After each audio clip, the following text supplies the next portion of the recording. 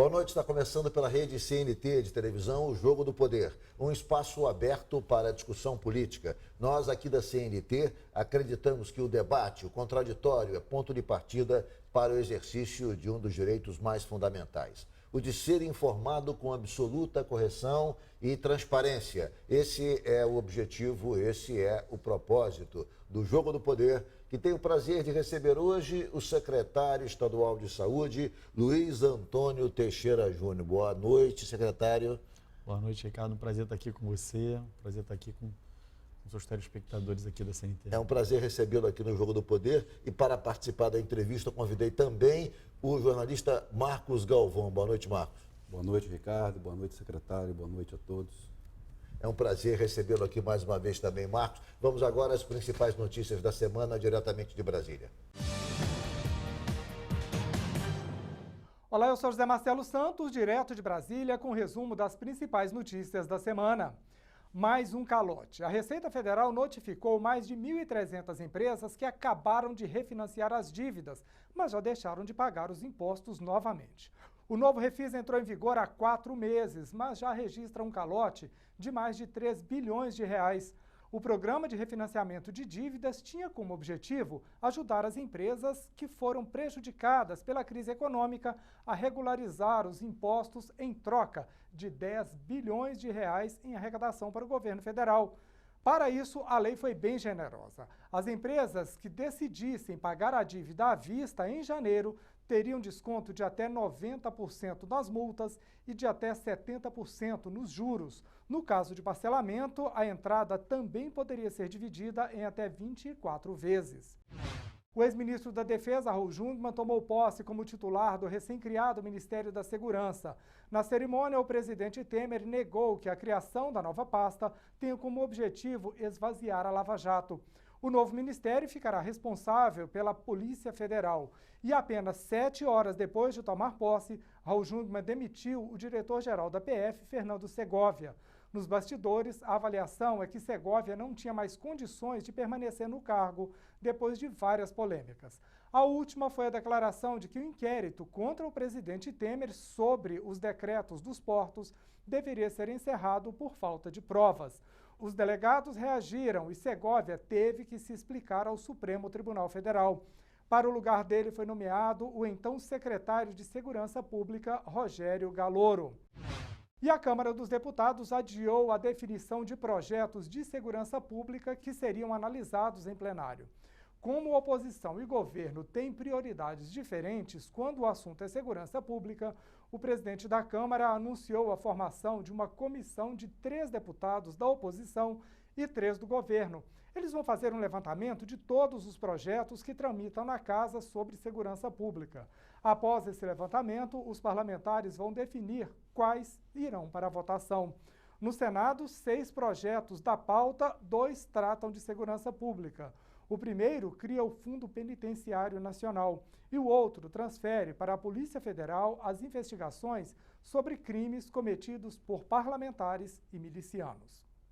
Eu fico por aqui, mas te espero na edição nacional do Jogo do Poder Notícias. É na quinta-feira, às 11 da noite, logo depois do CNT Jornal.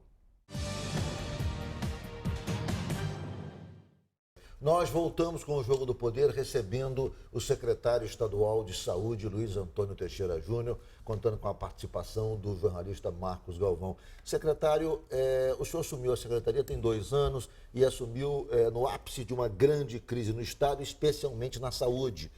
Naquele momento, a situação era incontrolável na saúde pública do Estado.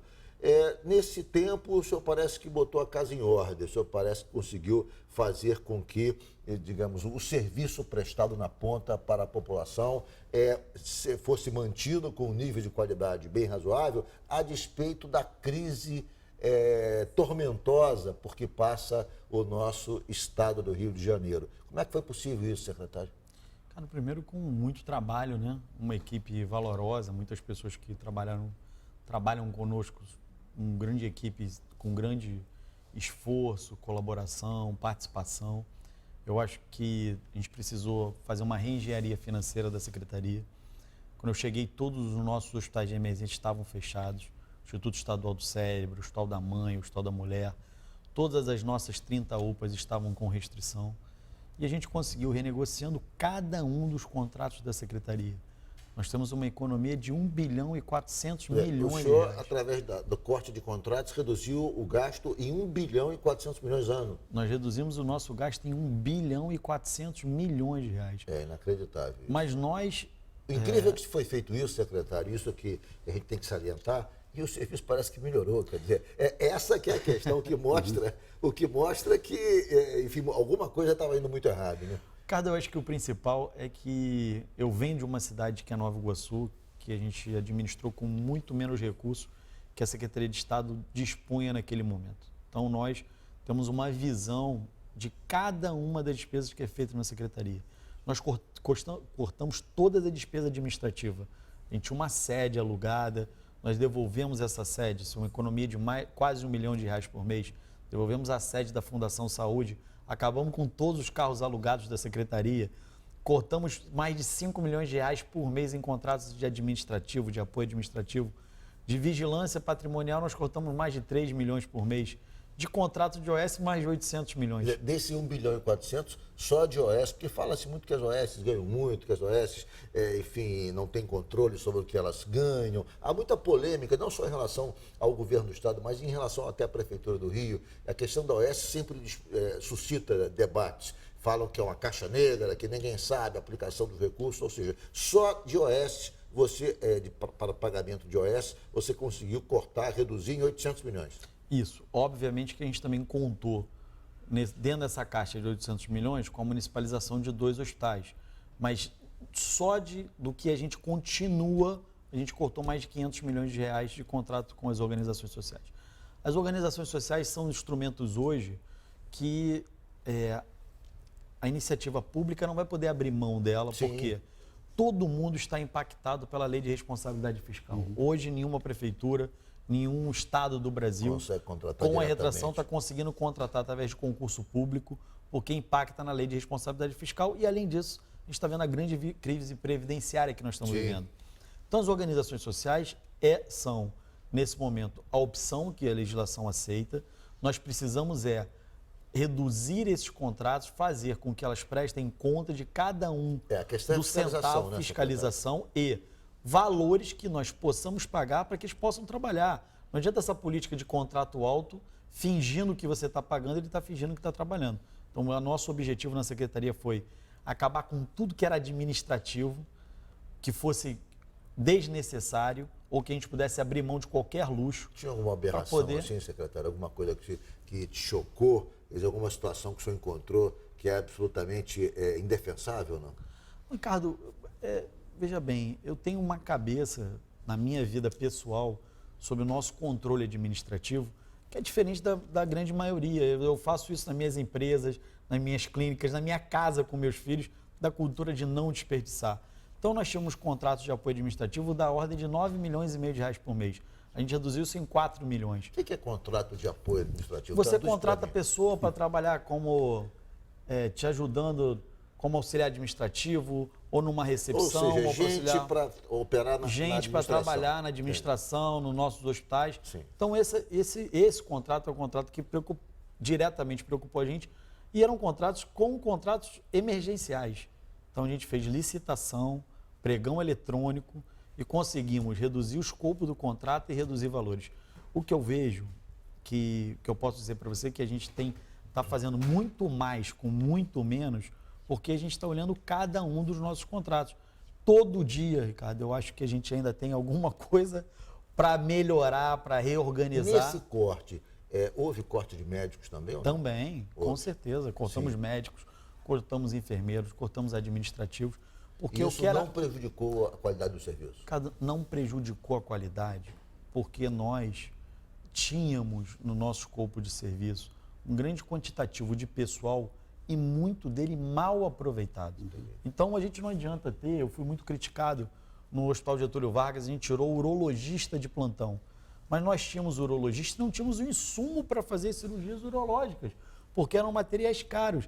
Eu peguei esse projeto, nós tínhamos 100 pessoas aguardando, Galvão, numa fila para fazer uma cirurgia de litíase renal no Getúlio. Eu fiz um projeto no Pedro Ernesto com 1/4 do valor com o professor Ronaldo Damião, acabamos com a fila em 2 meses. Então a gente precisa fazer reengenharia financeira com o que nós temos. O que eu falo na saúde como um todo, eu converso muito com os prefeitos, vão lá conversar comigo, os secretários municipais, todo mundo tem a vontade de colocar um equipamento novo. Muitas das vezes, se a gente conseguir utilizar bem o que a gente tem, a gente vai utilizar melhor e prestar um serviço melhor. A saúde ela precisa muito de colaboração, de entender, olha, no passado, cada cidadezinha do interior tinha uma maternidade. Sim. Mas quem fazia o parto era o obstetra. Se tivesse fazer anestesia, o pós-obstetra fazia anestesia. Ele fazia a sala de parto.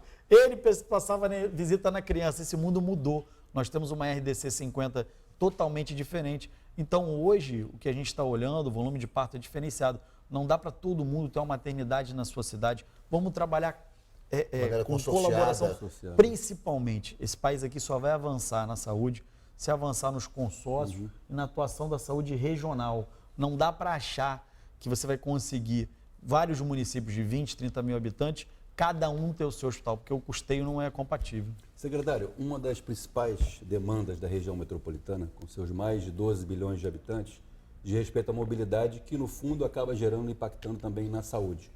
Eu cito aqui um exemplo do diretor executivo da Câmara Metropolitana, do Vicente Loureiro. Ele costuma dizer o seguinte: uma senhora que sai de Japeri ou de uma região da Baixada Fluminense, 6 horas da manhã, para fazer uma nebulização do filho, e desce em Ricardo de Albuquerque. Ela acaba gerando um transtorno a mais para a questão da mobilidade.